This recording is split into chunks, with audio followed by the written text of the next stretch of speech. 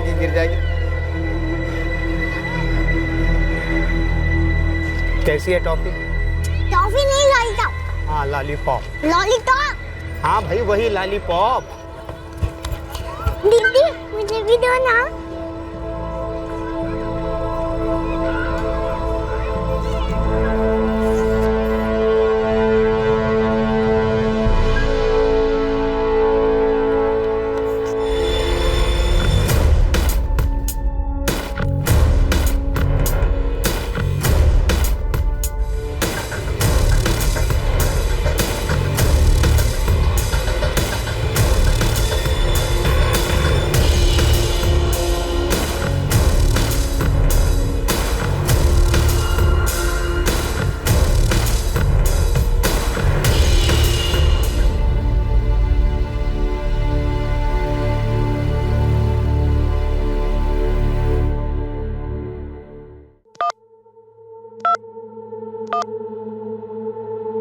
The number you are trying to call is currently switched off.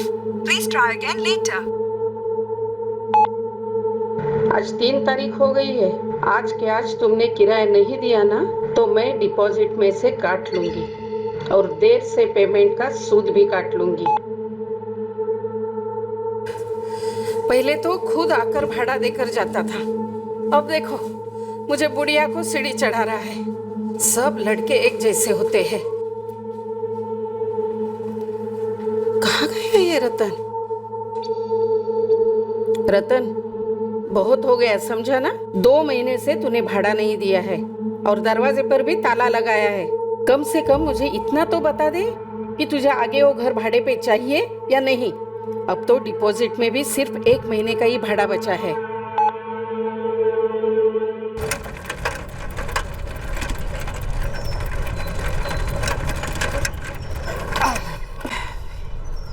आजी चलायचं का? बाबू, अरे रतन खुद का ताला लगा के गया है। मैंने दिया हुआ ताला नहीं है वो। आता जा चाबी वाले को बुला के लेके आ। नहीं है आजी, मेरे को बहुत काम है, मेरे पास टाइम नहीं है बिल्कुल। बाबू जा, जल्दी जा, ताला तोड़ने के बाद घर साफ करना है तुझे। ठीक है जाता हूँ। अगर उसे कुछ तकलीफ थी तो बताना चाहिए था ना मुझे। अगर वो पहले से बताता तो मैं तैयार रहती। और नहीं तो क्या अरुणा काकी, एक सच बात बोलूं, ये रतन है ना, वो कुछ गड़बड़ वाला आदमी लगता था मुझे। शुरू से कभी दिखता ही नहीं था। और तो और काकी, कभी नजर भी नहीं मिलाता था किसी से।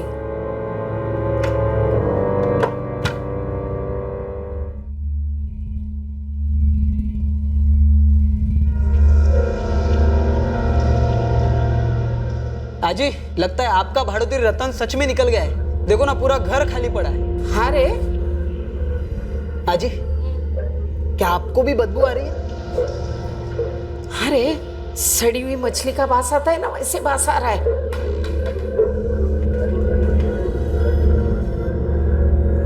आजी किचन में तो कुछ भी नहीं है, लेकिन बहुत गंदी बदबू आ रही है।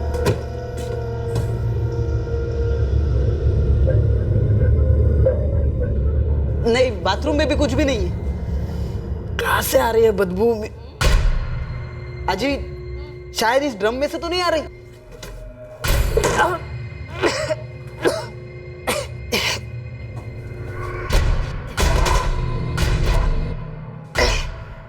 अजी अजी इस ड्रम में कुछ तो भी है, बहुत सारे बाल भी है।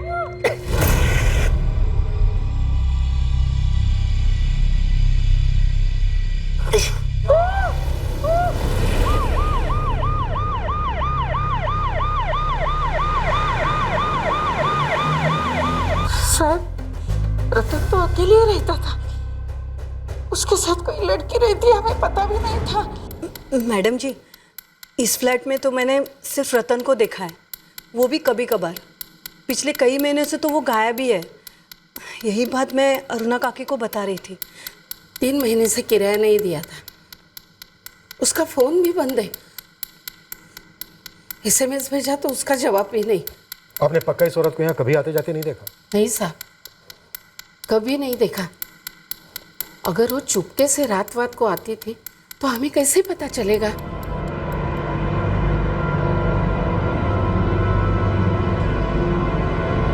लड़की का चेहरा तो समझ में ही नहीं आ रहा है सर, और उस रतन को भी मैं ठीक से जानता नहीं हूँ। 3 महीने से रतन का घर बंद है। हो सकता है लास्ट 3 महीने से ही घर के अंदर। किसी को बदबू नहीं आई?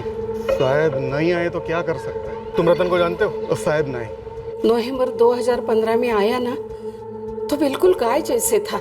हर महीने लिफाफे में पैसा डाल के 1 तारीख को लेके आता था। आलतू फालतू बात नहीं, कुछ नहीं, नमस्कार करके चला जाता था। ये 3 महीने से उसे क्या हुआ पता नहीं साहब।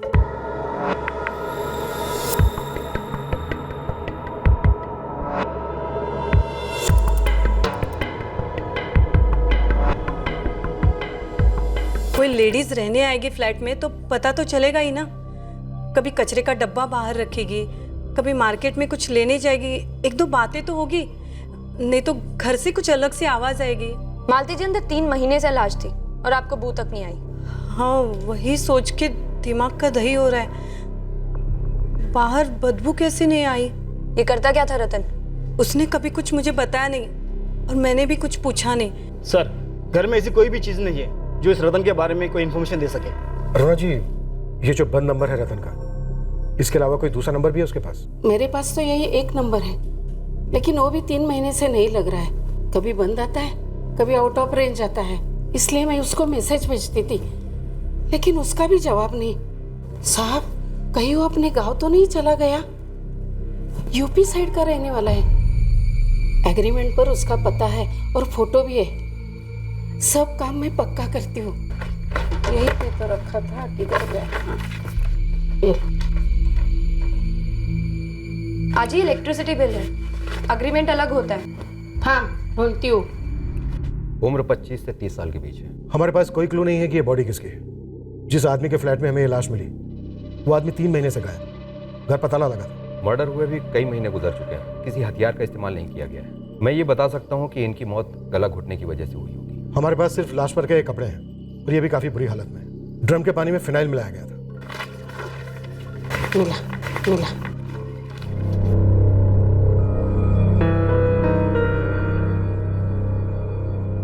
आज ही एग्रीमेंट है। और नहीं तो क्या, पढ़ना। देख, उसमें लिखा है हर महीने की 1 तारीख को 4000 रुपया भाड़ा देने का, 12,000 रुपया डिपॉजिट लिया है। उसकी फोटो भी लिए है और उसका पता भी है, गाजियाबाद, यूपी। लेकिन आज ही ये एग्रीमेंट कोई एग्रीमेंट नहीं है, और गाजियाबाद कोई छोटा गांव नहीं है कि पान वाले को जाके फोटो दिखाओ और वो बता देगा कि सामने उसका घर है। आपने कोई वेरिफिकेशन नहीं करवाई, कोई आईडी प्रूफ नहीं लिया, कोई एड्रेस प्रूफ नहीं लिया। ये कोई मेरा पहला बढ़ोतरी नहीं था। सबके साथ मैंने ऐसे ही एग्रीमेंट करवाया है। कभी किसी से तकलीफ नहीं हुई। यही आदमी ऐसे निकला। और ये रतन करता क्या था? हर महीने के 1 तारीख को 4000 रुपया लाके देता था, तो कहीं ना कहीं वो नौकरी करता ही होगा ना। अब आपको ये भी मालूम नहीं? नहीं रे, सच्ची नहीं मालूम।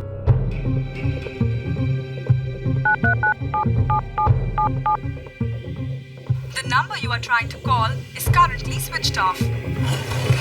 आपके द्वारा डायल किया हुआ नंबर अभी बंद है। The number you have called is currently switched off. Please try again later. Thank you.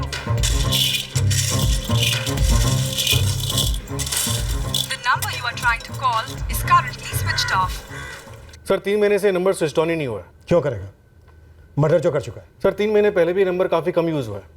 नवंबर 2015 में लिया गया था प्रीपेड, और जुलाई 2016 तक सिर्फ 3 नंबर पे इसकी बात हुई, वो भी 1-1 महीने के गैप में। इन तीनों से कांटेक्ट हुआ? नो सर, सारे फ़ोन स्विच ऑफ है। इस रतन मिश्रा की क्या हिस्ट्री है? सर, सारे पुलिस स्टेशन ने जवाब दे दिया है, नो हिस्ट्री। हिस्ट्री तो होगी, लेकिन क्रिमिनल रिकॉर्ड्स में एंट्री नहीं होगी। अब होगी। गोखले, ये जो तीनों बंदे हैं जिनसे इसकी बातें हुई हैं, इन तीनों को ढूंढ निकालो। यही हिस्ट्री बयां करेंगे इस रहस्य में रतन मिश्रा की।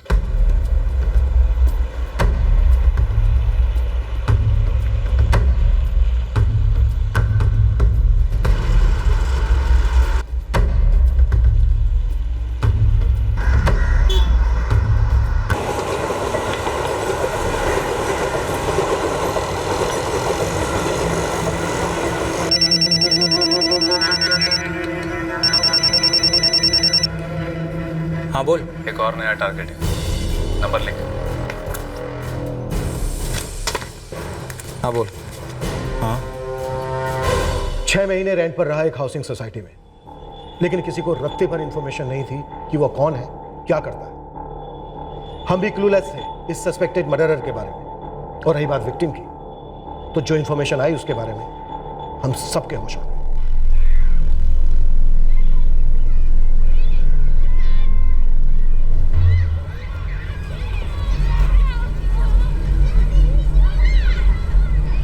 सर, ये गिरीश पंचाल जी हैं, सोसाइटी के रेसिडेंट हैं।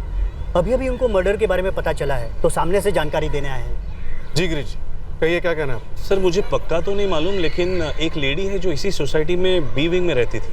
कई बार उसे मैंने रतन के साथ देखा था। उस लेडी का नाम मालूम है? सर, नाम तो नहीं पता, लेकिन बहुत समय से वो दिखी नहीं सर।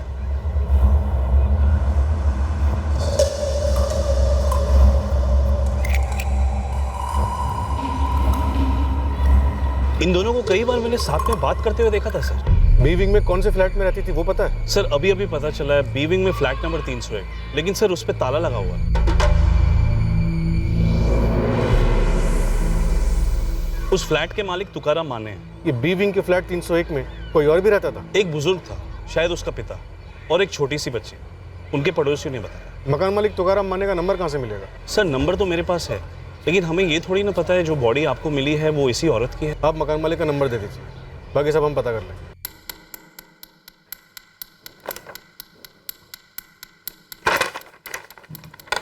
ये सोसाइटी का कोई फैशन है क्या, कच्चा एग्रीमेंट बनाना?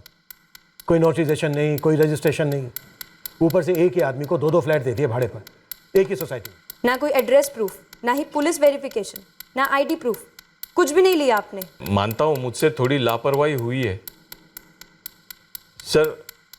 दिसंबर 2015 में ये रतन मेरे पास आया, बोला अरुणा जी का फ्लैट भी लिया है, सेम साइज का है, वही किराया देने को भी राजी था और हर महीने की पहली तारीख को लाकर दे भी रहा था।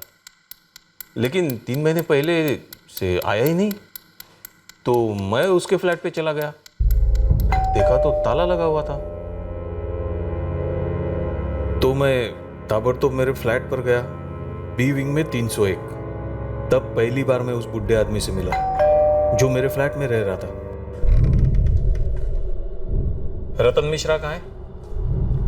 फोन बंद क्यों रखा है उसने? किसकी बात कर रहे हैं साहब? कौन रतन? अरे जिसने ये घर मुझसे भाड़े से लिया है वो रतन। और आप कौन हो वैसे? मैं बसंत परमार हूँ, लेकिन रतन को नहीं जानता मैं। फिर आप मेरे घर में रह कैसे रहे हो? मैं अपनी बेटी और नवासी के साथ यहाँ रहता हूँ। बेटी को बुलाओ, वो रतन को जानती होगी। उसका तो वही जाने, लेकिन 15 दिन से हमारी बेटी घर नहीं आई है। ओ काका, क्या मजाक लगा रखा है? देखो, मैं आपको नहीं जानता, आपकी बेटी को भी नहीं जानता, लेकिन जिसने ये घर मुझसे किराए पे ले रखा है रतन, जिसे मैं जानता हूँ, उसे आप नहीं जानते। और वो रतन तो साला गायब है। हमारी तो कुछ समझ में नहीं आ रहा भाई। मैं दिसंबर महीने से अपनी बेटी और नवासी के साथ यहाँ रह रहा हूँ। आपकी बेटी पिछले 2 हफ्तों से गायब है और आपको उसकी कोई चिंता ही नहीं है। चिंता कैसे नहीं होगी भाई, हमारी तो जान निकली जा रही है। देखो, फिलहाल तो आप मेरे घर से निकल जाओ। आपका नंबर दो। सर, मैंने वो बसंत परमार का नंबर लिया था, तो दूसरा दिन मैंने उसको फोन किया, तभी वो सामान बांध रहा था और वो फिर अपनी पोती को लेके मेरे फ्लैट से चला गया और फिर मैंने अपना ताला वहां लगा दिया। इस बसंत परमार का नंबर दो हमें। जी सर। अपना फ्लैट दे दिया किराए पर, उसके बाद एक बार भी ये देखने नहीं गए कि कौन रह रहा है वहाँ, फ्लैट को किस हालत में रखा है। भाड़ा टाइम टू टाइम रतन लाके देता था ना, तो फिर वहाँ जाने की जरूरत ही महसूस नहीं हुई कभी। इस बसंत परमार की बेटी, इसकी कोई डिटेल्स हैं आपके पास? कोई नंबर, फोटोग्राफ, कुछ भी? नहीं है मैडम, मैं तो उन लोगों को जानता तक नहीं था ना सर। कमाल है आप लोगों का। एक तरफ छाती पीटते फिरते हो कि शहर में क्राइम बढ़ रहा है, रहना दुश्वार हो गया, और खुद को देखो, बिना रेफरेंस के एक ही आदमी को 2-2 फ्लैट दे दिए एक ही सोसाइटी, और वो आदमी मर्डर करके चला गया। पड़ोसियों तक को नहीं मालूम है कि वो आदमी कौन था, क्या करता था, और सबसे बड़ी बात, दोनों मकान मालिकों में से एक भी कोई अपने फ्लैट में नहीं गया, सिर्फ इसलिए कि वो क्रैक टाइम पर।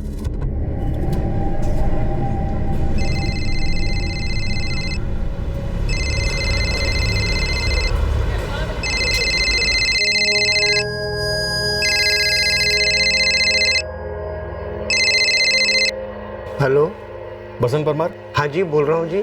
सब इंस्पेक्टर हर्षद गोखले बोल रहा हूँ, उल्लासनगर क्राइम ब्रांच। आपकी बेटी का नाम क्या है? प्रतिमा सोलंकी साहब। उसका पता चला कुछ? वो अभी तक घर नहीं लौटी? नहीं साहब। आप इस वक्त कहाँ? बाड़मेर में। मैंने आपसे कहा था ना साहब कि मैं वापस बाड़मेर लौट रहा हूँ। आप लोगों ने कहा था कि जैसे ही उसका पता चलेगा आप लोग हमें खबर करेंगे। आपने कंप्लेंट लिखवाई थी? हाँ, 12 जून को जब वो काम से लौटी नहीं और उसका फ़ोन बंद आ रहा था तो मैंने 13 जून को कंप्लेंट लिखवाई थी।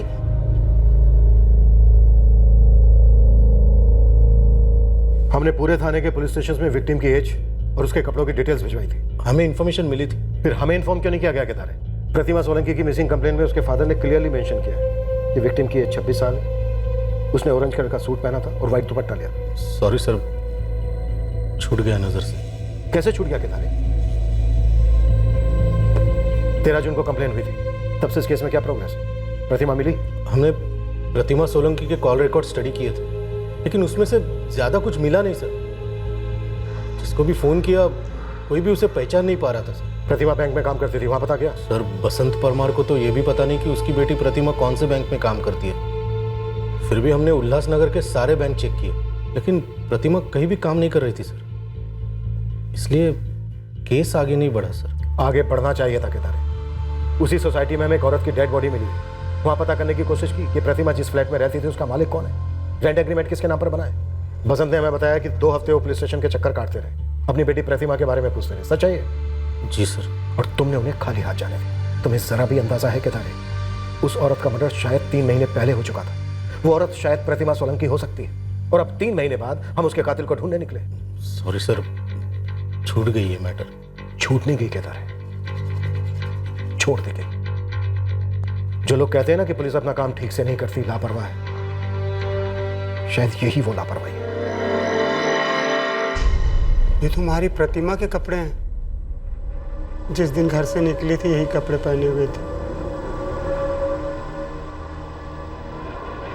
शिखा, मम्मी शाम को आएंगी, फिर खूब मजे करेंगे। ओके? ओके मम्मा।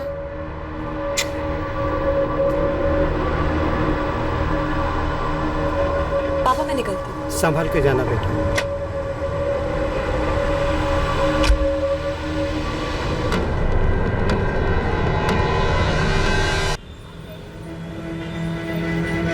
ये वाली पैसे।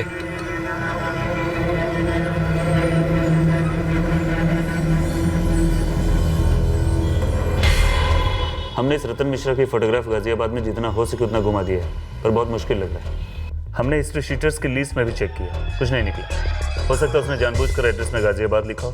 हमने विक्टिम को आइडेंटिफाई कर लिया है, पर रतन मिश्रा पर कोई लीड नहीं है हमारे पास। लेकिन संभावना पूरी है कि रतन ही मुजरिम है। हमारे को पता नहीं साहब ये रतन कौन है। मकान मालिक तुकाराम जी भी इसके बारे में पूछ रहे थे। आप लोग जिस फ्लैट में रह रहे थे वो इस रतन ने भाड़े पर लिया हुआ, और यही उसका किराया भी देगा। हमारे को मालूम नहीं था ना साहब।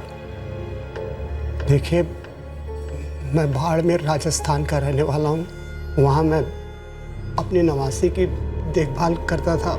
अक्टूबर 2015 में हमारी बिटिया प्रतिमा मुंबई आई। दिसंबर में हमारे को और बच्ची को बुलवा लिया। मैं सोचता था घर का किराया हमारी बेटी प्रतिमा ही देती है। आपने इस रतन को कभी देखा तक नहीं?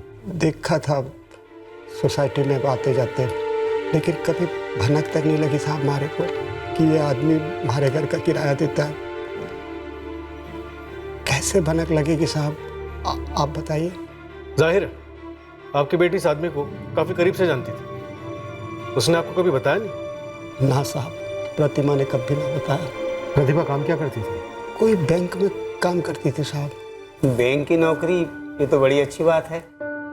हाँ पापा, फिलहाल जूनियर क्लर्क हूँ, पर आगे बढ़ने के एग्जाम्स दे सकती हूँ। अगले साल से बोनस, घर के लिए लोन सब मिलेगा हमें। हम तीनों का भविष्य बहुत अच्छा होने वाला है पापा। और शिखा के लिए तो मैंने एक बहुत अच्छा स्कूल देखा है। इंटरनेशनल स्कूल जाएगी मेरी बच्ची। कौन सा बैंक, कौन सी ब्रांच, कभी कुछ पता नहीं किया? ना साहब, प्रतिमा ने कभी बताया ना। शिखा के पापा? अमित सोलंकी नाम है उसका, बाड़मेर में है। पत्नी यहाँ और पति वहाँ? अलग हो चुके थे ना साहब। 6 साल पहले मैंने शादी कराई थी उनकी, पर जमी नहीं उनकी। बच्ची होने के बाद भी नहीं जमी। प्रतिमा ने उसको छोड़ दिया था साहब। इस अमित सोलंकी का एड्रेस दीजिए।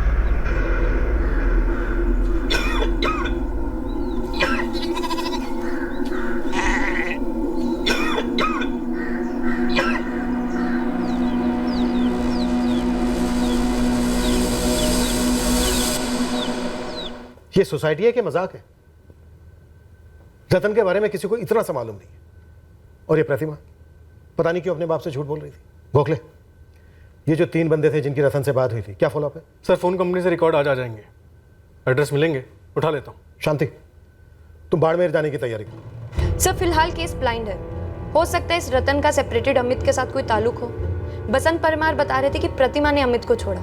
रिलेशनशिप इशू, जेलेसी, कुछ भी रीजन हो सकता है मर्डर का। बारीकी से पूछताछ करो। इस वक्त ना हमारे पास कोई चाबी है ना हैंडल। हमें इस केस में एक हैंडल चाहिए ही चाहिए। रतन मिश्रा और प्रतिमा सोलंकी के नाम पे तूने अब तक सिर्फ अंडा दिया है, अंडा। अगर अपना खिताब बरकरार रखना है तो इन तीनों को बिल में से ढूंढ कर निकाल। माजिद बशीर, नरेश वर्मा और गिरधर पाल। रतन मिश्रा के फोन से सिर्फ और सिर्फ इन तीनों को कॉल्स गए थे। अब तीनों के फोन स्विच ऑफ जा रहे हैं। जो एड्रेस मिला वहां पे भी कोई नहीं। इस बार इन तीनों का भी अंडा बनने दे दो, एक का तो ऑमलेट बनाऊंगा।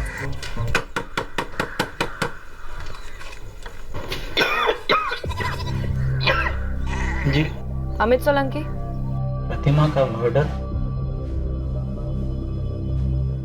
यकीन ही नहीं हो रहा है मैडम। दुख भी तो नहीं हो रहा है?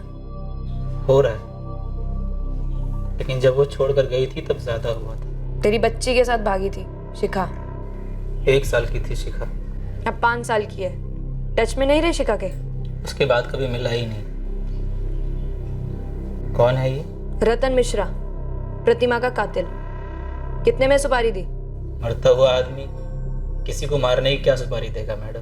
क्यों, क्या हुआ तुझे? टीबी, मुश्किल से अपना इलाज करवा पाता हूँ। प्रतिमा से अलग क्यों हुआ? वो छोड़कर गई थी। क्यों? क्योंकि वो बहुत ज्यादा खूबसूरत थी और मैं बहुत ज्यादा गरीब। करता क्या तू? करता था फैक्ट्री में मजदूरी।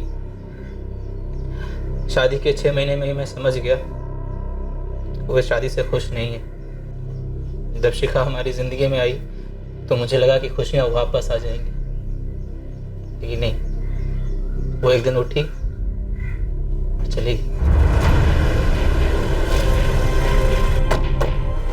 साहब, ये रहा आपका माजिद बशीर। नरेश वर्मा, ये तो बिल्कुल भी मत पूछना कि कौन रतन मिश्रा, क्योंकि 23 अप्रैल 2016 को तेरी रतन से बात हुई थी। गिरधर, तूने फोन बंद किया लेकिन हम तुझ तक पहुंच गए। रतन कहाँ है? मैं इससे खाली एक बार ही मिला था, लेकिन ये रतन नहीं है मैडम। तो कौन है ये? ये तो अब्बास शेख है। साहब, ये तो राहुल बोरिया है। फोन पर तो इसलिए यही नाम बताया था। साहब, अभिषेक अवस्थी नाम है इसका, रतन नहीं। अब्बास बोल रहा हूँ गिरधर, स्टेशन पर मिलना, ईस्ट साइड पर। लाल रंग की शर्ट पहनी है मैंने। माजिद, अभिषेक बोल रहा हूँ। हाँ, माधुरी थिएटर के बाहर मिलना। मैंने ऑरेंज टी शर्ट और नीली टोपी पहनी। हेलो, राहुल मौर्य बोल रहा हूँ। आधे घंटे में कबीर चौक पहुँच जाओ। सफ़ेद रंग की टी शर्ट पहनी है मैंने। तुम तीनों कान खोल के सुन लो। ये रतन मिश्रा उर्फ अब्बास उर्फ राहुल उर्फ अभिषेक मर्डर केस में वांटेड है। मुझे इसके बारे में कुछ भी नहीं मालूम, बस एक ही बार मिला था इससे और साला ठग गया। मैं भी एक ही बार मिला था साहब, माँ कसम। साहब, मैं भी एक ही टाइम। एक ही बार मिला और तुम तीनों को ठग गया, और तुम तीनों ये नहीं बता रहे हो कि क्यों ठगा। अबे ओ शाणो, जितने लंबे लंबे पॉज लोगे ना उतने ही लंबे डंडे होंगे हमारे। साहब, गलती हो गई साहब, अखबार में इश्तिहार क्या पढ़ा, बुरा फंस गया। तुम दोनों भी यही कहने वाले या कुछ और बताने वाले हो? साहब, मैं भी अखबार में इश्तिहार देख के फंसा साहब। मैं भी साहब।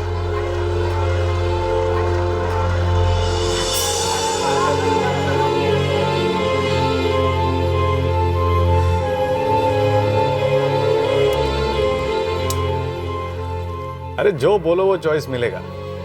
अपनी मर्जी से आराम से चुनना और आराम से बैठना, वो भी लड़की के घर में। कोई टेंशन नहीं। चलेगा, पर रेट 2000। 1000 लड़की का और 1000 रजिस्ट्रेशन का। वो पैसा पूरा एडवांस देना पड़ेगा कैश में। उसके बाद हम तुम्हें लड़कियों के फोटो दिखा देंगे। तो मिलना कहाँ होगा? 1 घंटे बाद तुमको फोन आ जाएगा। पैसा रेडी रखना। माजिद, अभिषेक बोल रहा हूँ। हाँ, माधुरी थिएटर के बाहर मिलना। मैंने ऑरेंज टी शर्ट और नीली टोपी पहनी हुई है।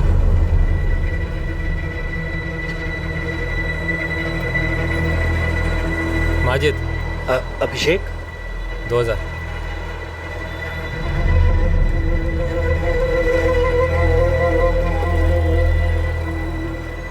एकदम सही लड़की चुनी है, मस्त है और बाजू में रहती है। वो बिल्डिंग देख रहा है, हरी वाली? हाँ देख रहा है ना, उधर सी विंग में 402 में जाने का। और बोलना अपर्णा से मिलने का है, मैं फ़ोन कर देता हूँ लड़की को। हाँ अपर्णा मेरी जान, कैसी है? अरे नहीं रे, हाँ भेज रहा हूँ ना। माजिद ना? हाँ हाँ माजिद नाम है, दिखता भी मस्त है। हाँ 1 घंटे का पेमेंट दिया उसने, खुश कर दे मेरी जान। हाँ चल भेज रहा हूँ। हाँ चल जा जा जा जा। वहाँ कोई सिक्योरिटी वॉचमैन? अरे सिक्योरिटी है ही नहीं उधर। और सुन, कोई कुछ बोलेगा बिंदास बोलने का, काम से आया हूँ। हाँ जा।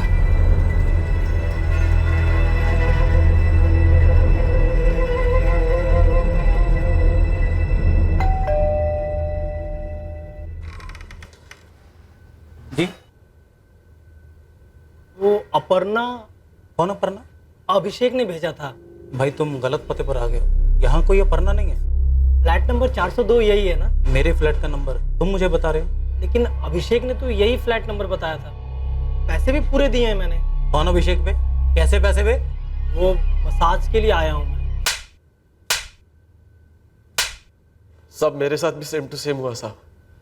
सारस नगर के एक कॉलोनी में भेजा था मुझे। मैंने रुखसाना के लिए पूछा तो थप्पड़ पड़ा साहब। गिरधर, तूने किसके लिए पूछा था और कहाँ? कालकी पाड़ा में डॉली। फिर थप्पड़? साहब आप वो इश्तिहार वाले नंबर पे फ़ोन कीजिए ना, मैं करता हूँ तो बंद आता है। इस लड़की का भी फोटो दिखाया था? नहीं। इश्तिहार कौन से अखबार में पढ़ा था? कोई तो हिंदी अखबार था साहब। अबे अखबार का नाम भी होता है? लगभग हर रोज क्लासिफाइड में आता है ये एडवर्टाइजमेंट। सर परसों के एडिशन में भी था, कल में भी है। बस हर रोज नंबर चेंज होता है। कैसे कैसे धंधे सोचते हैं लोग ठगने के लिए, वो भी फुल प्रूफ, नंबर बदल बदल कर। चलो इन ठगों को इन्हीं की चाल में फंसाते हैं।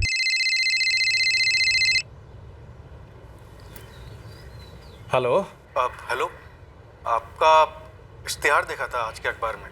हाँ हाँ बोलो जी। वो मसाज, सिर्फ मसाज ही करवाना है या मौज भी करनी है? हाँ हाँ। कितने पैसे लगेंगे? 3000।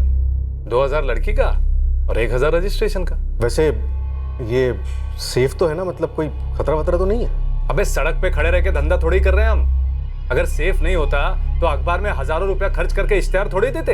अच्छा ठीक है। अब जगह कौन सी होगी, मतलब आपका कोई होटल वोटल जैसा कुछ? नहीं, लड़की के घर पे होगा। फोन ऑफ मत करना, 10 मिनट में तुमको फोन आ जाएगा।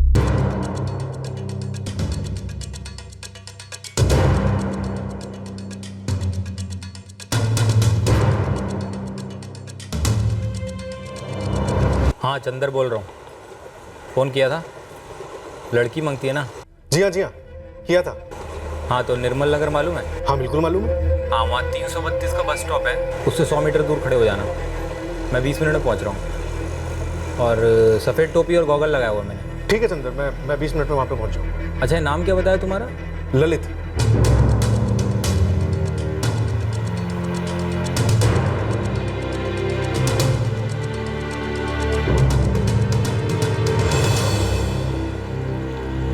ललित। तुम चंदर हो? हाँ पैसे। पहले फोटो दिखाओ। पहले पैसे। ठीक है, एक फोटो मैं दिखाऊं? क्या पक रहा है बे?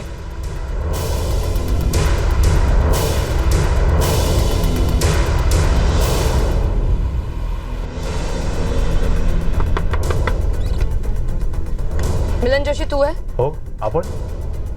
अरे क्या कर रहे हो?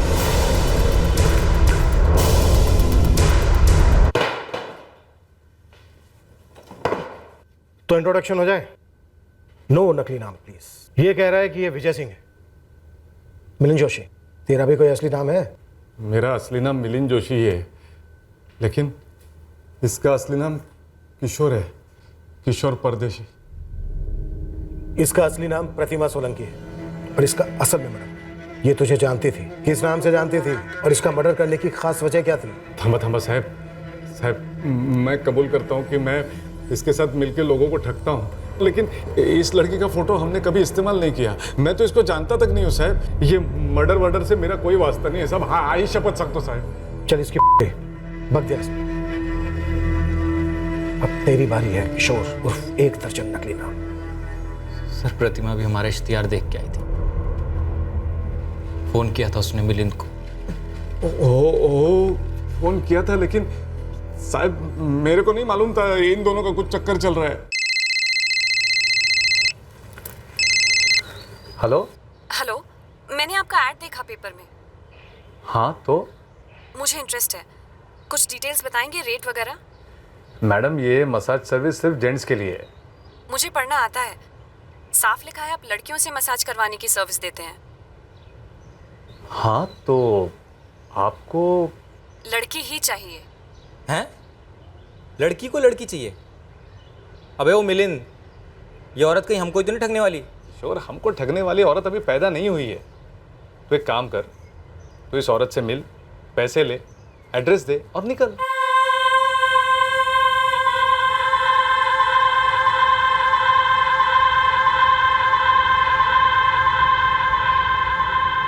प्रतिमा जी, आप रतन हैं? जी, पैसे लाइए। पैसे नहीं है मेरे पास। पैसे नहीं है? तो फिर फ़ोन क्यों किया था? वो मैं बहुत दूर से मुंबई आई, मुझे जल्द से जल्द ढेर सारे पैसे कमाए। मैंने आपका ऐड पढ़ा था, आप लड़कियों से मसाज की सर्विस दिलवाते हैं, तो मुझे लगा कि शायद मुझे आपके इधर काम मिल जाएगा। मैं ये सर्विस देने के लिए तैयार हूँ, इसलिए मैंने आपको फ़ोन किया था। बस आप मुझे कस्टमर ले आइए, मैं अच्छे से काम करूँ।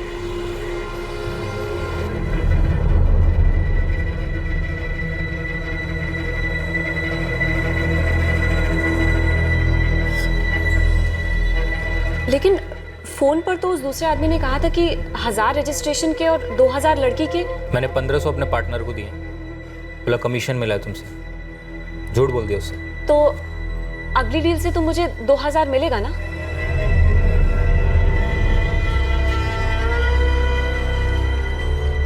कोई नहीं, चलेगा मुझे। मैं 1500 में करने के लिए तैयार हूँ, 1000 में भी कर लूंगी। बाड़मेर में मेरी एक छोटी सी बेटी है, एक बूढ़ा बाप है। देखो मैं दिन में 1 से ज्यादा कस्टमर को भी सर्विस देने के लिए तैयार हूँ। हम कस्टमर्स को सर्विस देते नहीं, हम ठगते हैं।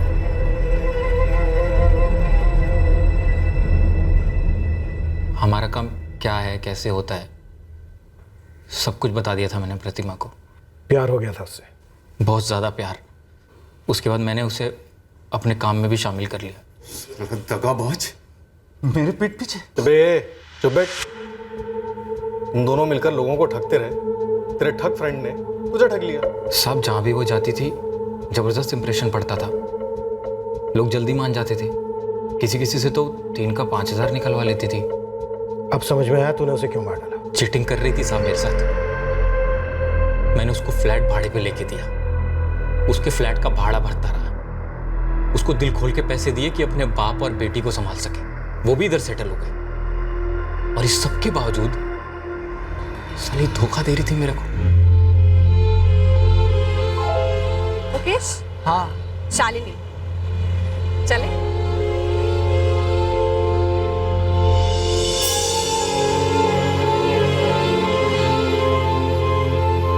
पूरा वीडियो दिखाऊं तुझे? दिखाऊं ऑडियो के साथ? साली! रुक रुक, तेरे काम में कोई लापरवाही की मैंने? नहीं। कोई बेईमानी की? नहीं की। ईमानदारी से पूरा का पूरा ठगी का पैसा तेरे हाथ में ला कर देती थी। बदले में तू जो भी कमीशन देता था ले लेती थी, जो भी कहता था करती थी। उसके बाद अगर ऊपर से मैं थोड़ा सा कमा लेती हूँ तो उसमें तेरा क्या बिगड़ता है? अरे छोटी बच्ची है मेरी, उसका एडमिशन करवाना है एक स्कूल में, समझा कर यार। अरे तेरी बच्ची मेरी बच्ची, कितनी बार बोला है मैंने तुझे?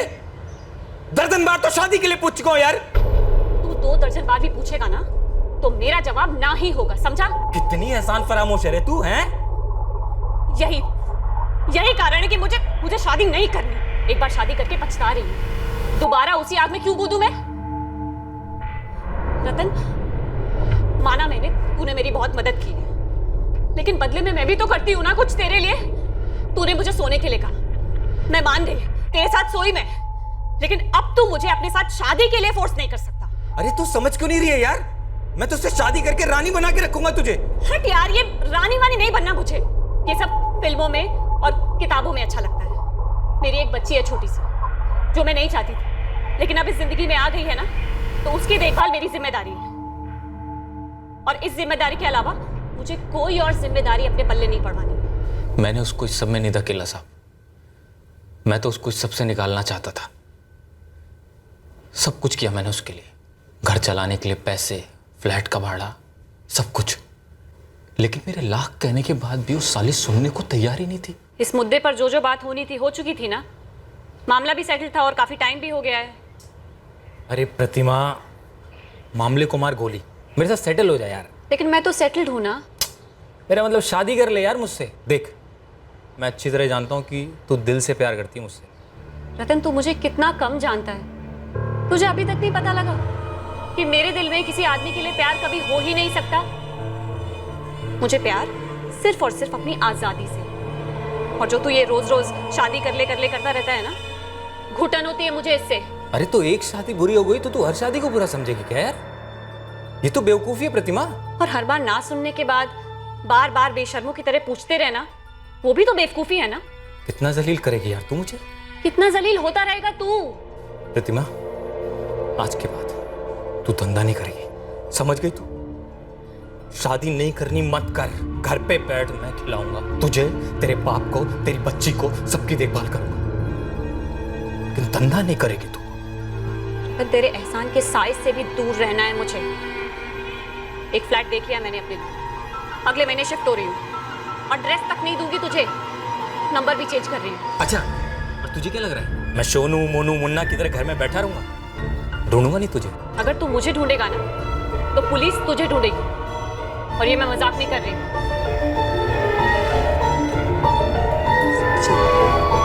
ये था तेरा जबरदस्त प्यार, जिसका तूने खुद अपने हाथों से गला घोट दिया और फिर से ठगना शुरू कर दिया, जैसे इससे पहले कभी कुछ हुआ ही नहीं है। मैंने कुछ नहीं किया साहब, मैं सिर्फ लोगों को ठगता हूँ साहब। मर्डर क्या, मेरे को तो हाथापाई से भी नफरत है साहब। वार्निंग देके मेरे को छोड़ दो ना। पैसा मतलब वो फाइन वाइन ले लो ना मेरे से, कुछ सेटल कर ले क्या? हम लोग सेटलमेंट बोर्ड वाले नजर आते हैं तुझे? हाँ, वो खून का धुला है तो तू क्या दूध का धुला है क्या? मैंने खून किया नहीं साहब, गुस्से में हो गया। मैं तो उसके साथ जिंदगी काटना चाहता था, बांटना चाहता था सब कुछ। जो भी बोलो साहब, प्यार मेरा सच्चा था। सच्चे प्यार से तू कोसों दूर था।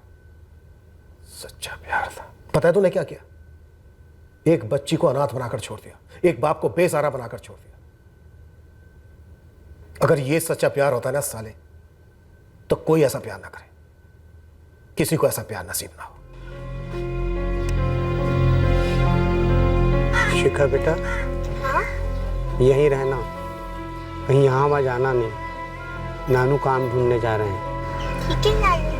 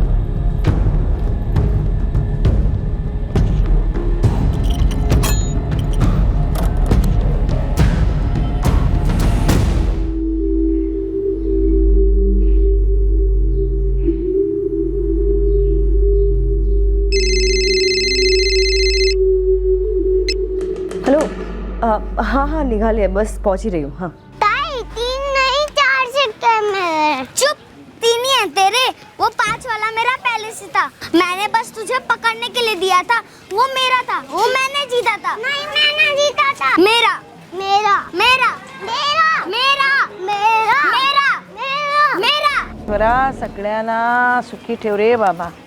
अरे अर्पिता, रविवार की दोपहर को कहाँ निकल पड़ी? आई वो कुछ काम निकला है, शाम तक लौट आऊंगी। अरे हाँ, पर जा कहाँ रही हो इतना तो बता सकती है ना। आई बोला ना काम है, शाम तक लौट आऊंगी। अरे ये लोग चिल्ला क्यों रहे हैं? अहो अहो, हा सरस्वती ताई आणि अर्पिताचा आवाज है ना? पता नहीं क्या भानगड़ है। ये अंजलि को क्या हो गया अचानक से? सुन ना दिनेश, मैं भी चलो क्या देखने? नको, तू आ मत आ, मैं देखता हूँ। आई तसे नको बोलूस ग। अंजली उठ ना।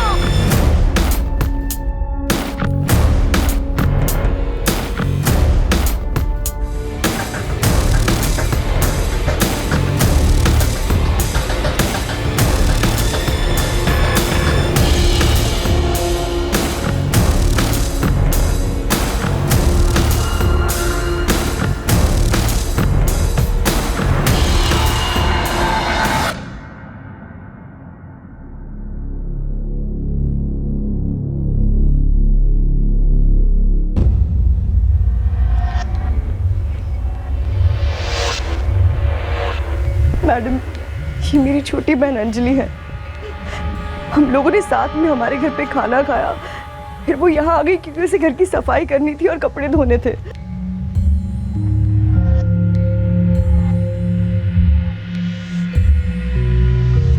ये अंजलि के बच्चे हैं, श्रुति और अंकित।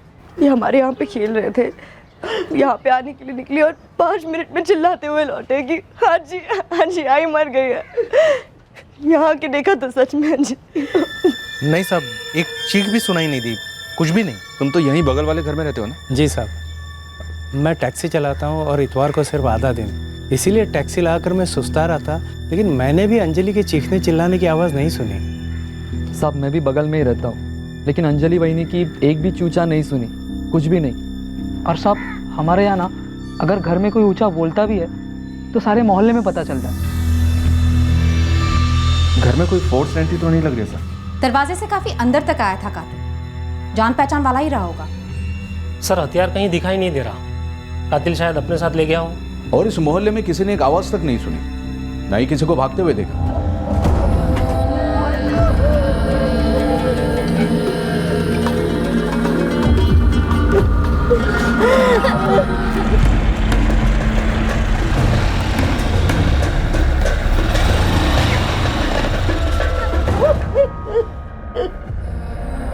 मेरी पत्नी कहाँ है? तुम्हारी पत्नी अब नहीं रही, बॉडी पोस्टमार्टम के लिए भेज दी गई है।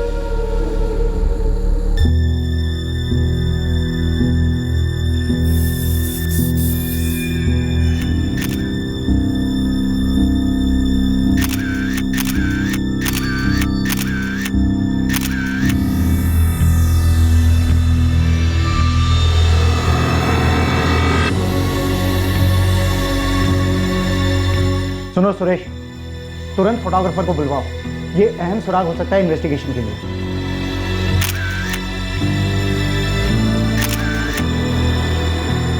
साहब मेरी शिफ्ट चल रही थी फैक्ट्री में, जब मेरी साली अर्पिता का मुझे फ़ोन आया। उसने मुझसे कहा कि तुम जल्दी घर आ जाओ, अंजलि को कुछ हुआ है। तभी फ़ोन पर तो उसने कुछ बताया नहीं कि अंजलि तो। तुम्हारी फैक्ट्री कहाँ है? यहाँ भिवंडी में ही है, हाईवे को लगकर। उमेश, ऐसा लग रहा है जैसे खूनी कोई जान पहचान वाला ही था। मतलब अंजलि जिंदा थी? उसने कुछ कहा आपसे?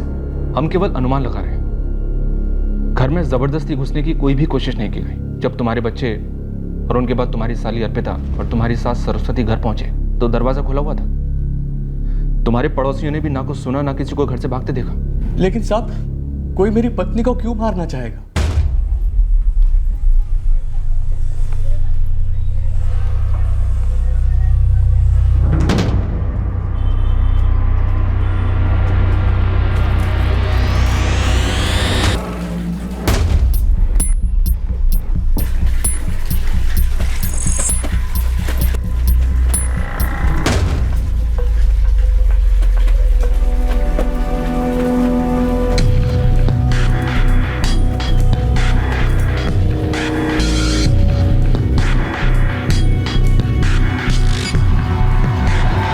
अंजलि, दोनों बच्चे, आप और आपकी माँ, सब ने एक साथ खाना खाया। फिर उसके बाद अंजलि जब अपने घर गई तो बच्चों को क्यों नहीं लेकर गई?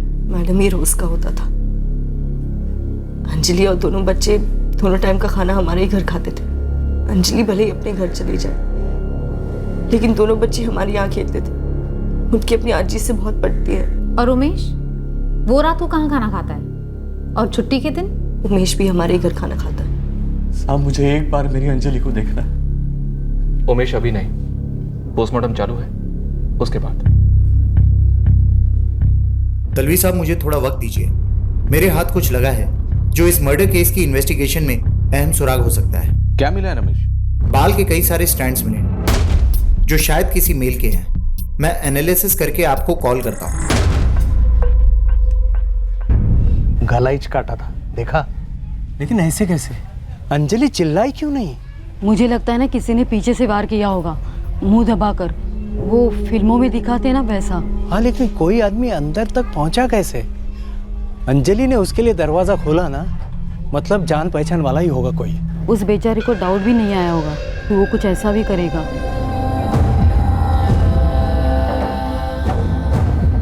अच्छा, उसकी आई तो बोल रही थी उमेश तो फैक्ट्री पे था फुल टाइम।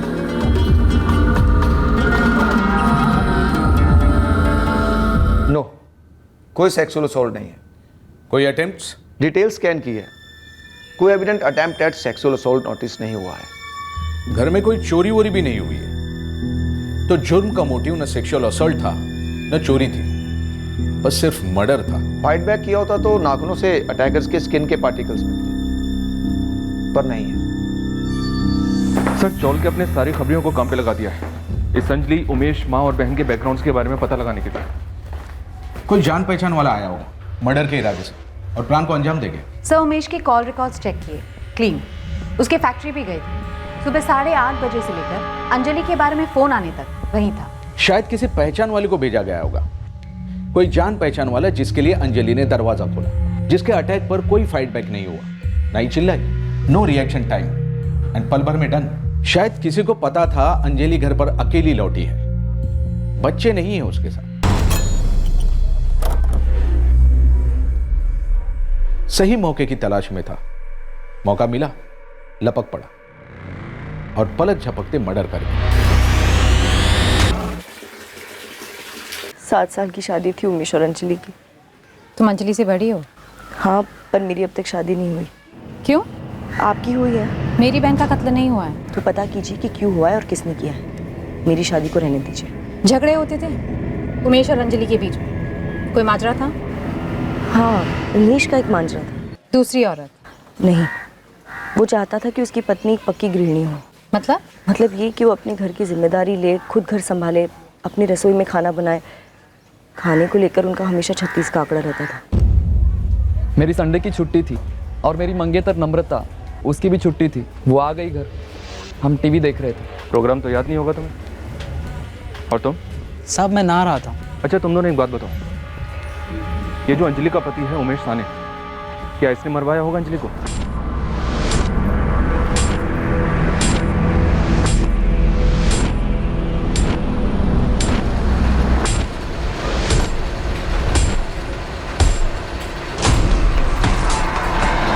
छोटे मोटे झगड़े होते थे साहब, किसके नहीं होते।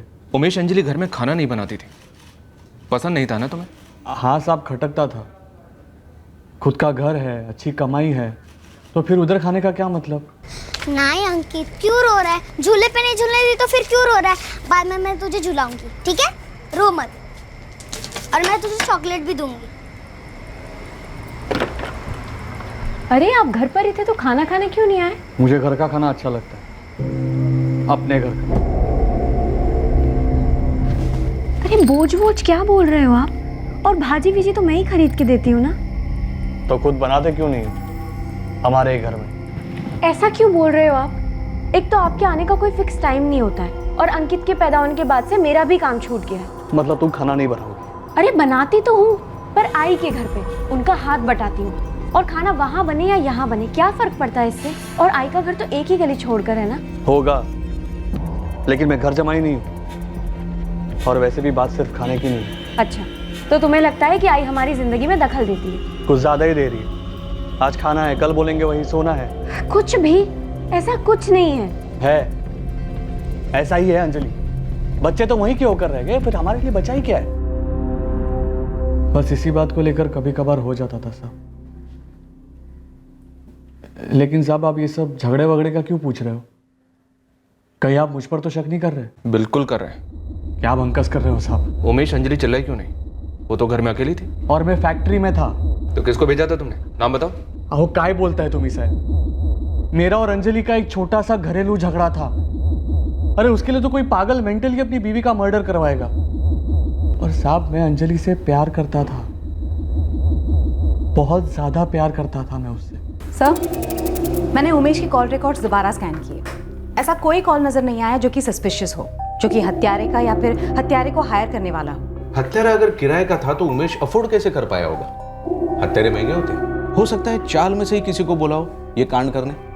दोस्त होंगे चाल में। पर सर, घर पर खाना ना बनने के लिए मर्डर? खाना ना बनाना एक बहाना हो सकता है। इस झगड़े का फ्रंट ऑफिस, बैकरूम में क्या चल रहा था ये जानना अभी बाकी है।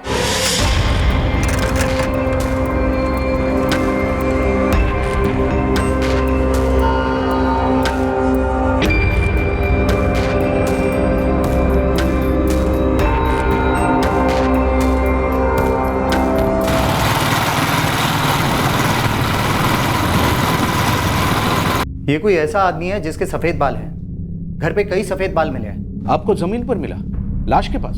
हाँ, हालांकि विक्टिम के हाथों पर कोई स्ट्रगल के निशान नहीं है, पर बाल मिले हैं क्राइम सीन पर। आदमी का सफेद बाल? हाँ, अटैकर का हो सकता है। सर, अंजलि साने के बाजू वाले घर में रहने वाला वो आदमी जिसके साथ हमारी बात हुई थी। तुम तो यहीं बगल वाले घर में रहते हो ना? मैं टैक्सी चलाता हूँ और इतवार को सिर्फ आधा दिन।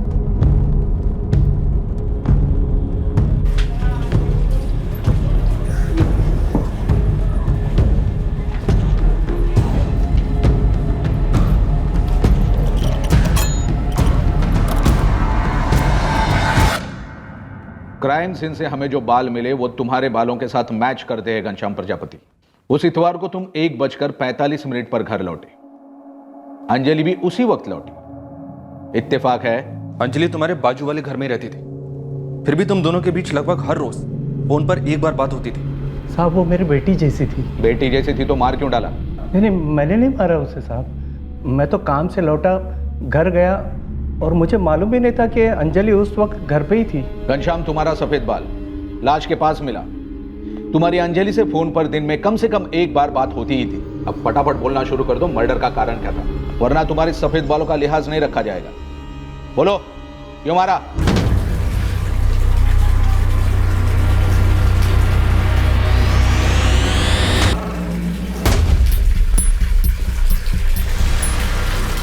कुछ चल रहा था तुम दोनों के बीच, या तुम उसके साथ कुछ ऐसा करना चाहते थे जिसके लिए वो राजी नहीं थी?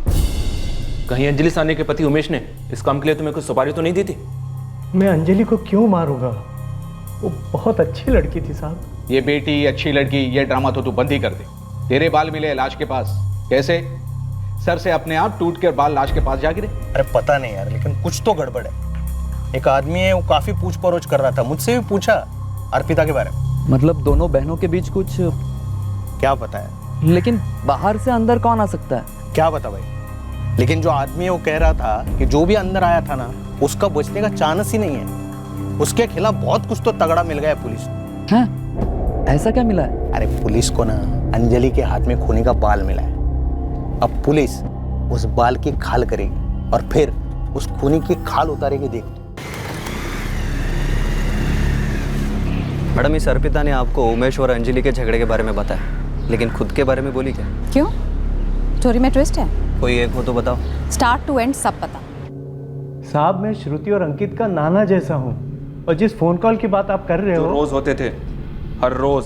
जी हाँ, रोज होते थे, क्योंकि स्कूल भी रोज होती है। अंजलि मुझे फोन करती थी और मैं भी उसे कभी कभी फोन करता था, पर ये फोन बच्चों को स्कूल से लाने के लिए होते थे। जब भी मैं फ्री होता था बच्चों को स्कूल से ले आता था। मुझे अच्छा लगता है उन्हें लाना।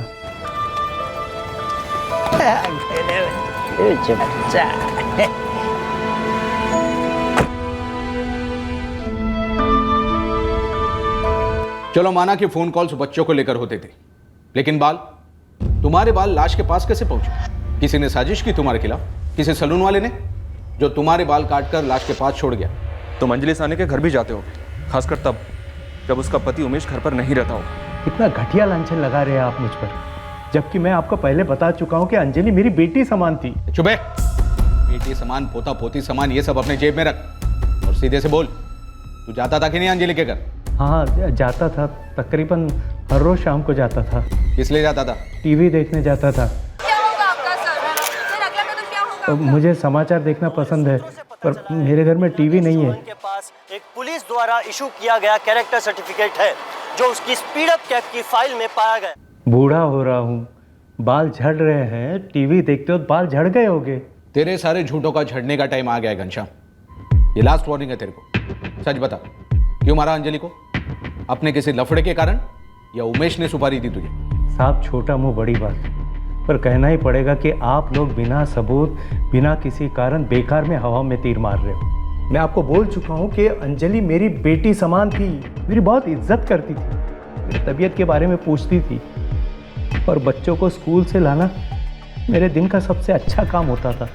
मुझे ये घनश्याम सच्चा लग रहा है, लेकिन क्रिमिनल्स टॉप के एक्टर्स हो सकते हैं। अनिता, तुम एक काम करो, बच्चों से बात करो और इस घनश्याम का स्टेटमेंट क्रॉस चेक करो। जी सर। एक और बात सर, अर्पिता के बारे में कुछ हाथ लगा है, काम का हो सकता है। दो बहनों के बीच झगड़ा लग तो ऐसे ही रहा है। चंदन नाम है उसका, चंदन कामले। अर्पिता, हम चंदन कामले को उठवाने वाले हैं। क्या? हाँ, तो उससे पता करें या तुम खुद ही बताओगे कि क्या छुपा रहे हो तुम लोग? आप मेरी निजी जिंदगी में क्यों दखल दे रही हैं? हाँ, यहाँ मेरी बहन का मर्डर हुआ है और आप चंदन का कनेक्शन निकाल रही हैं। चंदन का कनेक्शन निकाल नहीं रहे, निकला है। तुम्हारे और अंजलि के फोन रिकॉर्ड्स। हाल ही में चंदन तुम दोनों से बात करते रहा और अतीत में भी काफी करीब रहे हो तुम। तो बताओ क्या माजरा? हाँ, मतलब हाँ, मुझे मालूम है अंजलि साने का मर्डर हुआ है। मैं उसे पर्सनली जानता था। चलो अच्छा हुआ तुमने ये नहीं कहा कि कौन अंजलि साने। मैं किसी अंजलि साने को नहीं जानता। लेकिन मैं ऐसा क्यों कहूँगा सर? अर्पिता को जानते हो? उसे तो कुछ ज्यादा ही जानते हो। साहब, आप पुलिस वाले हो, सवालों के जवाब तो दूंगा, पर कुछ आगे पीछे तो होना चाहिए। बताइए, ये तो आप मुझसे क्यों पूछ रहे? चाहते क्या हैं आप? अभी के लिए तो हम बस इतना ही चाहते हैं कि तुम बिना देरी किए तुरंत क्राइम ब्रांच ऑफिस में हाजिर हो जाओ।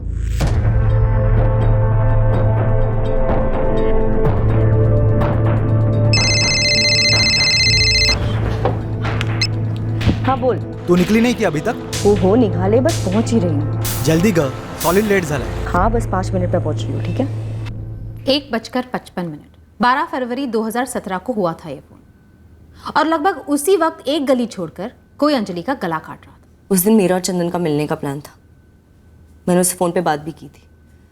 तभी दोनों बच्चे श्रुति और अंकित हमारे घर पे चिल्लाते हुए सब सेट करके रखो कि तुम घर से निकल जाओ, और ये अटैक उसी वक्त अंजलि पे। 1 मिनट मैडम, ये आप मनगढ़ंत स्टोरी बना रही हैं। तुम्हारी कहानी इतनी फिल्मी है कि कोई भी इसे मनगढ़ंत बोलेगा।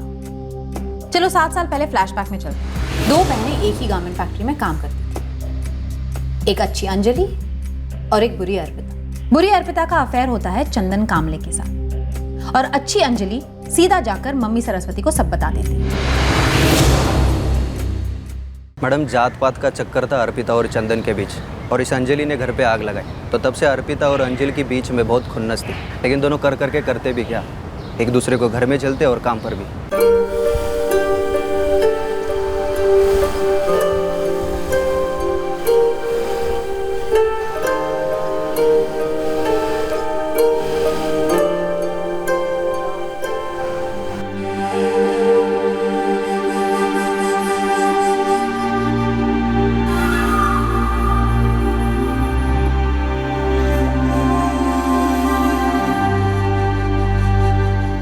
अर्पिता की आई हमारे खिलाफ थी। आपको तो मालूम है ये जात का लफड़ा कैसे होता है। इस जात पात के लफड़े के बावजूद 7 साल के बाद भी तेरा और अर्पिता का अफेयर चल रहा है। इतने में अंजलि की शादी भी हो गई, उसके बावजूद वो तेरे साथ मुंह पर टच में थी। सब अंजलि भी उसी फैक्ट्री में काम करती थी जहां पर मैं सुपरवाइजर था, कपड़ों की फैक्ट्री। पर वो तो 7 साल पहले था ना। इस बीच फैक्ट्री में कई लड़कियां आई गई होंगी जॉब पर, तो क्या सबके साथ फोन पर टच में है तू? हाँ, क्योंकि अंजलि ने आई को बताया तो मुझे चंदन के बारे में आई को समझाने का मौका ही नहीं मिला। बहुत दुख हुआ, गुस्सा भी आया होगा अंजलि पर। जितना गुस्सा आया था 7 साल में पिघल गई। बहन थी वो मेरी, हो गई उससे गलती, उसकी शादी हो गई थी। और अब मैं भी इंतजार कर रही हूँ कि कब मेरी और चंदन की शादी हो। बहुत जल्दी करने की सोच रहे हैं। तो क्या अब तक सिर्फ तुम्हारी आई की जात पात वाली जिद ही जिम्मेदार थी? हाँ। या फिर कहीं ऐसा तो नहीं कि तुम्हारे और चंदन के बीच तुम्हारी आई नहीं, खुद अंजलि थी बीच का कांटा? ये क्या बकवास कर रही हैं आप? अंजलि और चंदन के बीच क्या था अर्पिता? सब अंजलि का पहला बच्चा होने के बाद वो मेरे पास आई थी काम के लिए। वो बराबर टच में रहती है मेरे काम के लिए, सिर्फ काम के लिए। तो क्या अब भी वो किसी यूनिट में काम कर रही थी? नहीं साहब, उसका दूसरा बच्चा होने के बाद उसने काम छोड़ दिया। और वो बच्चा 5 साल का हो गया। लेकिन तेरी और अंजलि की बात हुई थी सिर्फ 15 दिन पहले। अब जब वो काम ही नहीं कर रही थी तो ये बात किस बारे में हो रही थी? साहब, यहाँ पर जितने भी यूनिट हैं वहाँ पर मैं बतौर सुपरवाइजर काम कर चुका हूँ। तो कई सारे वर्कर्स मुझे फ़ोन करते रहते हैं। तेरे फ़ोन रिकॉर्ड्स में से ही एक आदमी से बात की हमने। उन्हीं में से हमें किसी ने बताया कि तेरा और अर्पिता का ज़बरदस्त झगड़ा हुआ था। हाँ साहब, हुआ था। किसको लेकर हुआ था? अंजलि। अपनी सगी बहन के साथ इस तरह का मुकाबला कि कहीं गुस्सा कभी पिघला ही नहीं था। मैं जानती हूँ ऐसा गुस्सा कभी कम नहीं होता। अर्पिता, क्या बात थी? कौन सा हिसाब चुकता करना चाहती थी तुम अंजलि से? कोई हिसाब चुकता नहीं करना चाहती थी। हाँ, जितनी जलन होनी चाहिए थी उतनी होती थी, पर मैंने कभी बदले की नहीं सोची। बस एक डर था हमेशा मेरे अंदर।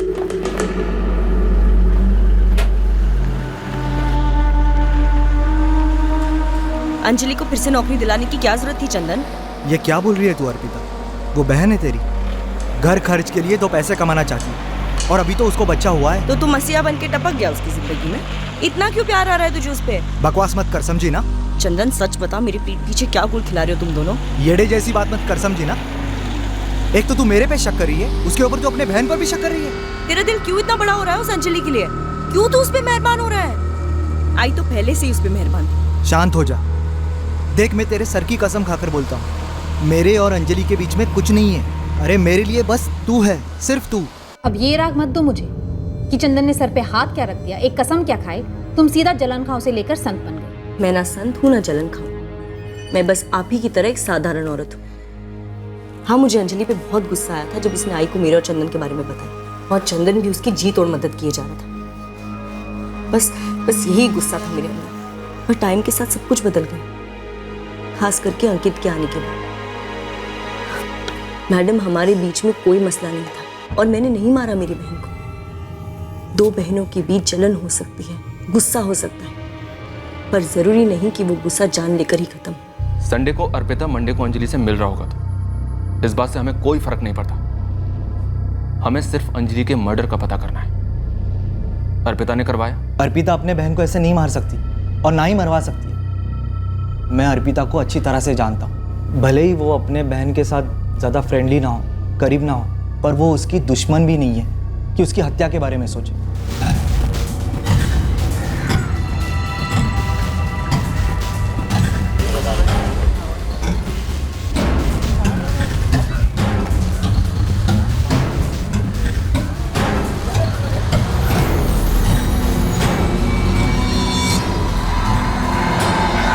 चौबीस घंटे अपने रडार पर रहने चाहिए।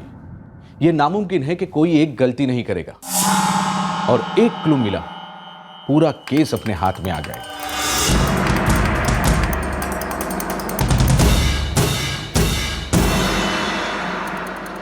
सर, उमेश साहनी को हम पूरी तरह से बिल्कुल भी रूल आउट नहीं कर रहे। हो सकता है कि उसने चंदन और अपनी बीवी अंजलि के बीच कुछ भाप लिया और किसी को भेज दिया अंजलि को मारने के लिए। घनश्याम प्रजापति भी स्ट्रॉन्ग सस्पेक्ट है अपने, हालांकि उसने एकदम इमोशनल कहानी बताई है। सर, मेरी दोनों बच्चों से बात हुई, वो कह रहे थे कि घनश्याम उन्हें स्कूल से लेने आता था। ये पार्ट तो सच है।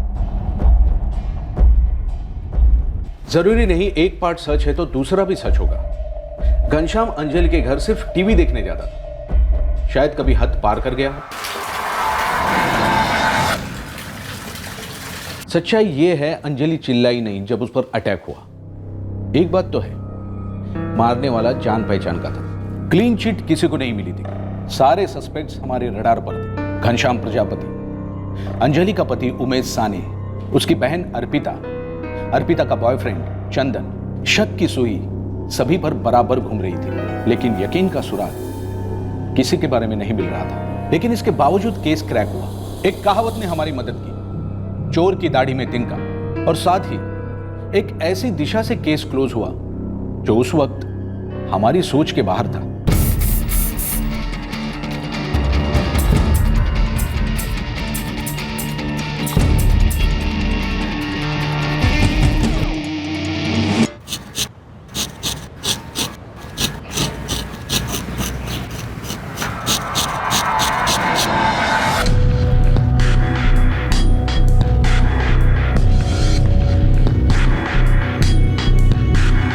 साहब 4 दिन पहले खबर उड़ी थी कि आप लोगों को अंजलि के हाथ में खूनी के बाल मिले। हाँ तो साहब यही उड़ती खबर पूरे शंभू नगर चली में आग की तरह फैल गई है कि अब तो खूनी का बचने का कोई चांस ही नहीं। शिवा मुद्दे पर आज ही मुझे पता चला कि पिछले 4 दिनों से एक बंदा अचानक अपना सर मुंडवा कर घूम रहा है। कौन है ये बंदा?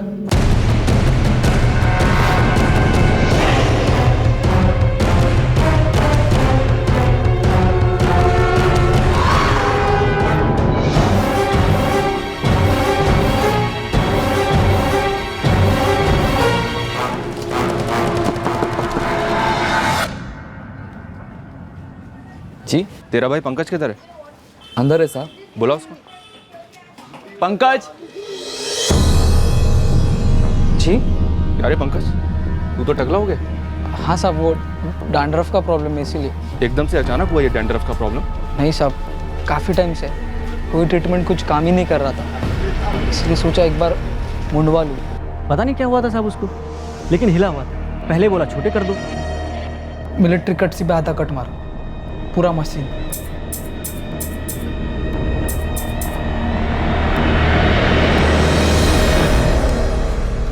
बराबर है इतना छोटा? नहीं नहीं, मज़ा नहीं आया यार। एक काम कर, पूरा बारीक कर, एकदम टकला।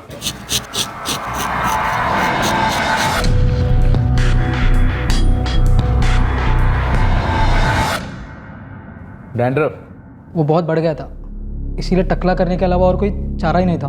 तू नारा था ना? क्या क्या साहब? अबे संडे की दोपहर को जब अंजलि साने का मर्डर हुआ था तेरी चौल में, तूने कहा था ना कि तू नारा था, भूल गया? नहीं नहीं साहब, भूला नहीं, मैं नहा ही रहा था। मैडम हम लोग अभी अभी कोल्हापुर से आए हैं और आते ही अंजलि के बारे में सुना। आपका बड़ा बेटा दिनेश बता रहा था कि आपका छोटा बेटा पंकज आपके साथ नहीं, आपकी बेटी और दामाद के साथ चेंबूर में रहता है। जी सच है। तो 12 फरवरी को पंकज यहाँ क्यों आया था, जिस दिन अंजलि का कत्ल हुआ था? ऐसे ही मिलने। और अलग क्यों रहता है? अंजलि के बारे में सुन के हमें धक्का लगा है। लेकिन ये मेरे सवाल का जवाब नहीं है। 12 फरवरी को पंकज यहाँ क्यों आया था और वो आप लोगों के साथ क्यों नहीं रहता? तेरी बहन से बात हुई, वो तो बोल रही थी उस इतवार को तू सुबह सुबह नहा कर निकला था अपने माँ बाप के घर आने के लिए। यहाँ आकर फिर नहाया? गर्मी कुछ ज्यादा लग रही थी या कुछ ज्यादा मैला हो गया था, या दोनों? दोनों भी नहीं साहब, वो डैंड्रफ के कारण बहुत खुजली हो रही थी, इसीलिए शैम्पू लगाकर दोबारा नहाया। लेकिन यहाँ तो शैम्पू वैम्पू जैसी कोई चीज़ मिलती नहीं, और पानी तो मांगने से भी नहीं मिलता एक बूंद। हाँ धुलाई ज़रूर होती है चमके, बस थोड़ी देर में शुरू हो जाएगी। पंकज तुझे पता है हमारे देश के कानून में ना एक धारा है आईपीसी 201, सबूत मिटाने के लिए। जब तुझे पता चला कि हमें अंजलि की लाश के पास कातिल के बाल मिले तो तेरी फट गई। क्यों फटी? क्योंकि कातिल तू है और डर के मारे तूने अपना सर मुंडवा लिया। यार तूने तो हमारा सारा एविडेंस ही खत्म कर दिया यार। सर, खूनी यही है। इसकी और अंजलि की टेंशन वाली हिस्ट्री रही। अब उस दिन ये अंजलि को मारने के इरादे से आया था या किसी और इरादे से, वो तो ये खुद ही बताएगा। उसकी हरकतों की वजह से हमने हमारी बड़ी बेटी और दामाद के पास रहने भेजा चेंबूर। वो यहाँ हमारा नाम खराब कर रहा था और हम नहीं चाहते थे कि और खराब करे। ऐसा क्या किया था पंकज ने?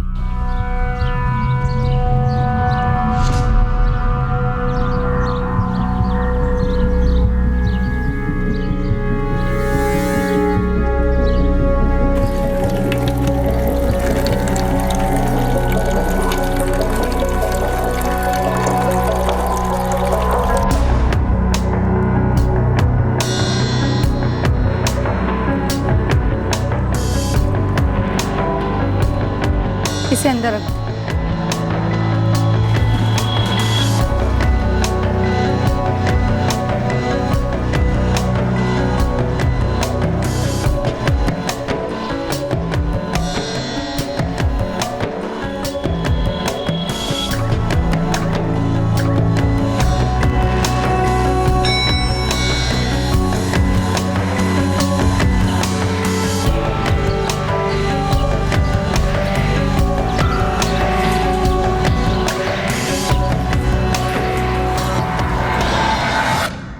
मुझे उसकी तरफ फीलिंग्स थी। वासना, वासना बोलते उस फीलिंग को। और तेरी हरकत को विकृति। तू हर दूसरी औरत को वासना, हवस की नजर से देखता है। अंजलि भी उन्हीं में से एक थी, सच है ना? पंकज को डिलीवरी बॉय की नौकरी लग गई थी। हमने चैन की सांस ले ली। सोचा अब वो 2 पैसे कमाएगा, लेकिन नहीं। हमें क्या पता था कि वो हमारे पीठ पीछे क्या कर रहा है। एक दिन अंजलि आ गई हमारे घर, उसकी शिकायत लेके।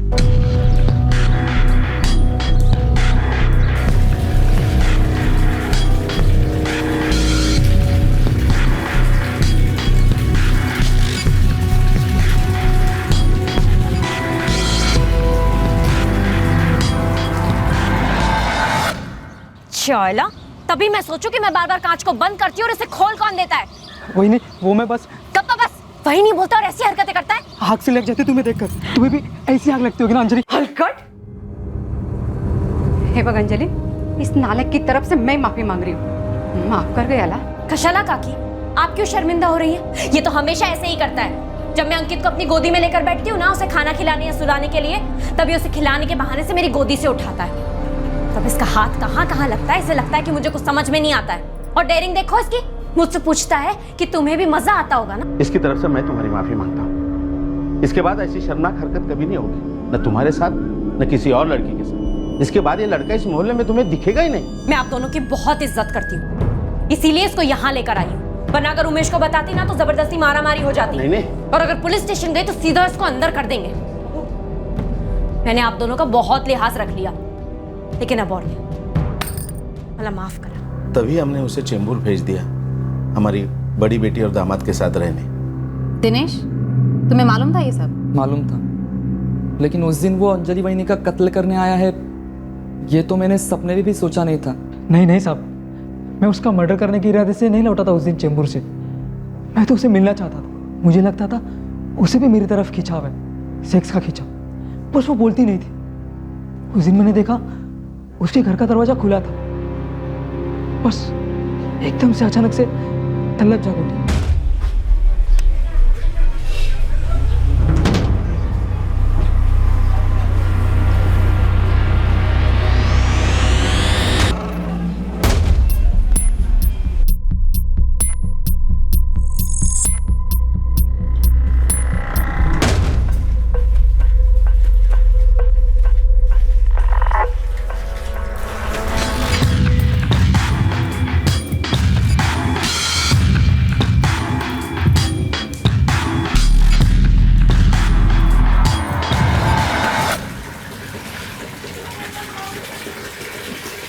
अंदर कैसे आ रहे तू? चल बाहर निकल। हिम्मत कैसे हुई तेरे मेरे घर के अंदर आने की? चुपचाप बाहर निकल। मुझे पता है तुम्हारा जो गुस्सा है ना, ये ऊपर ऊपर वाला है, और अंदर से तुम भी मुझे उतना ही पसंद करती हो। आई बाबा है तेरे घर पे या सीधा पुलिस स्टेशन जाऊं? रुक जा, आज तो पुलिस स्टेशन ही जाती हूँ, वही तेरी सारी गर्मी निकालेगी। रुक तू अभी। पुलिस वाले आज तुझे ऐसा ठंडा करेंगे ना कि जिंदगी में कभी किसी के साथ ऐसा करने की सोचेगा नहीं तू। रुक जा, अभी जाती हूँ। हम पुलिस के पास होते हैं। मैं जाता हूँ। हाँ तो निकल।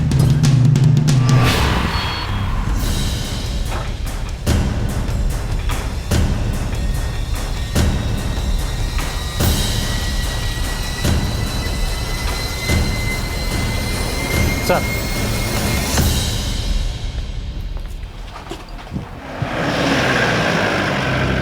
तो ये बात अंजलि ने आपको कभी बताई नहीं? अंजलि ने हम सबको बता देना चाहिए था, पुलिस में शिकायत दर्ज करनी चाहिए थी। पंकज के माँ बाप तो चुप बैठे रहे, इसीलिए उसकी इतनी हिम्मत हुई कि यहाँ आकर उसने ऐसी हरकत की।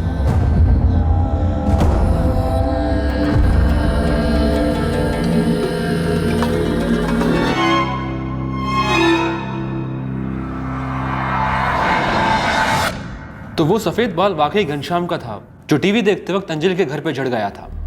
महज एक इत्तेफाक? पॉसिबिलिटी तो वही है। उसे एक इत्तेफाक से झड़े सफेद बाल ने मुजरिम की काली करतूत को सबके सामने ला दिया, वरना काफी मुश्किल होती इस केस की ट्रैकिंग। शायद नामुमकिन होता, क्योंकि अंजलि ने सिर्फ और सिर्फ पंकज के माँ बाप को उसके पहले के हरकत के बारे में शिकायत की थी, और माँ बाप का अपने ही संतान को रिपोर्ट करने के चांसेस लगभग ना के बराबर होते हैं। वो शिकायत एक मजबूत दस्तक थी पंकज के माँ बाप के लिए। तभी के तभी पंकज की काउंसलिंग की जाती या हमारे पास आए होते तो आज शायद अंजलि जिंदा होती। किसी जुर्म या मुजरिम को छुपाने से हुए नुकसान की भरपाई तो नहीं होती ना।